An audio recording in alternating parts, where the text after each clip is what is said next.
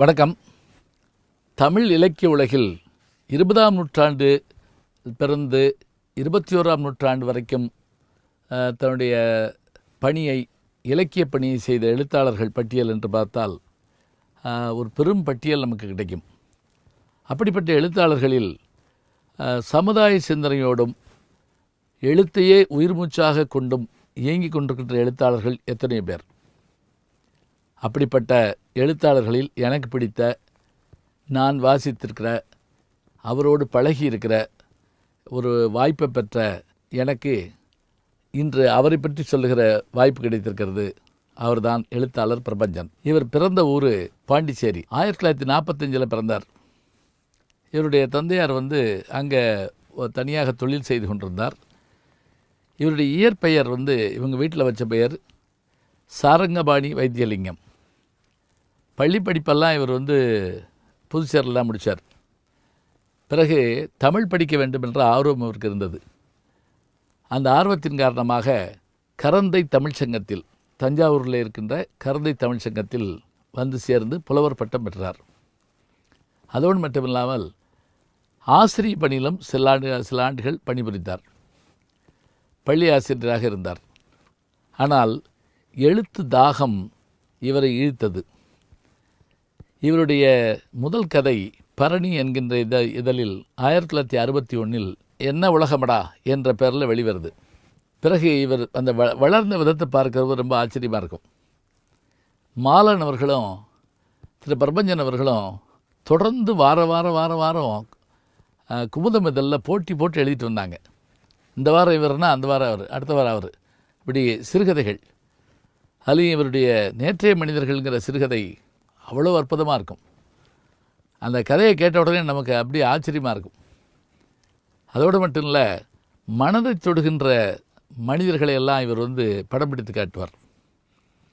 புதுச்சேரியில் இவர் இளமை காலம் கழிந்ததுனால இவருடைய நினைவுகளெல்லாம் ஒன்றாக தேக்கி ஆனந்தரங்கம்பிள்ளையினுடைய நாட்குறிப்பை எடுத்து வானம் வசப்படும் என்ற ஒரு அற்புதமான நாவலை அவர் எழுதினார்.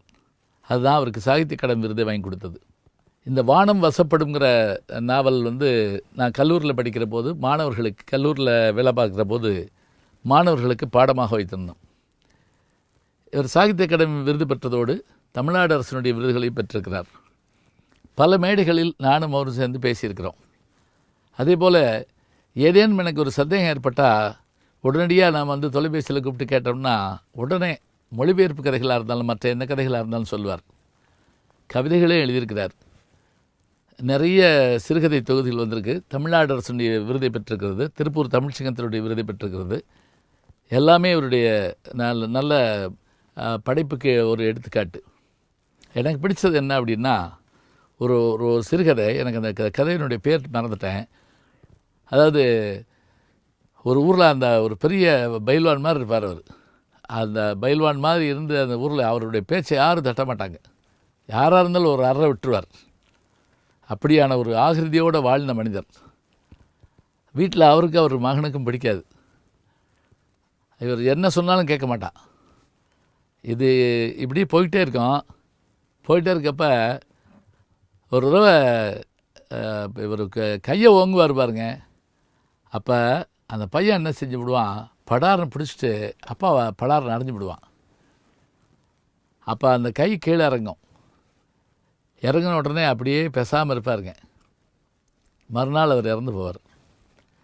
என்ன அப்படின்னு கேட்டால், இந்த இடத்துல அந்த மனிதனுடைய பேராண்மை, அவனுடைய வீரம், அவனுடைய விவேகம் எல்லாமே என்ன, பாசத்தின் முன்னால் தோற்று போகும் அப்படிங்கிற ஒரு விஷயத்தை அவர் சொல்கிறதும், இந்த நேற்றைய மனிதர்கள் கதையில் ஒரு செய்தி, அந்த கதை முடிகிறப்போ வச்சுருப்பார் பாருங்க, படித்தோடனே நெகிழ்ந்து போவோம் அப்படியே. இப்படி சிறுகதைகளில், நாவலில், குறுநாவல்களில், முட்டை என்கின்ற நாடகத்தில் தன்னுடைய எழுத்துத்திறனை காட்டியிருப்பார். அமெரிக்காவுக்கு ஃபெட்னாவுக்கு நான் அங்கே federation of North American association, வட அமெரிக்க தமிழ்ச்சங்களுடைய கூட்டமைப்பில் நல்ல பேச்சாளர்கள் கேட்டபோது நான் இவரைத்தான் சொன்னேன். இவர் போயிட்டு வந்தார். போயிட்டு எனக்கு நன்றியும் சொன்னார். மிகச்சிறந்த மனிதர், மிகச்சிறந்த சிந்தனையாளர். அத்தகைய பெருமை மிகுந்த பிரபஞ்சன் அவர்களுடைய நூல்களை படிக்கிற போது அவரோடு நாம் உரையாடுவது போல இருக்கும். அவருடைய பேட்டிகளை பார்க்கிற போது அந்த பெருமை இருக்கும். ஒரு முறை தினமணி கட்டுரையில் கலைஞர் அவர்களை பற்றி அற்புதமான ஒரு கட்டுரை ஒன்று எழுதியிருந்தார். இன்றைக்கும் நாம் படித்தாலும் கலைஞரை எழுத்தாளனாக பார்க்கின்ற அந்த தன்மை நமக்கு வியப்பை தரும்.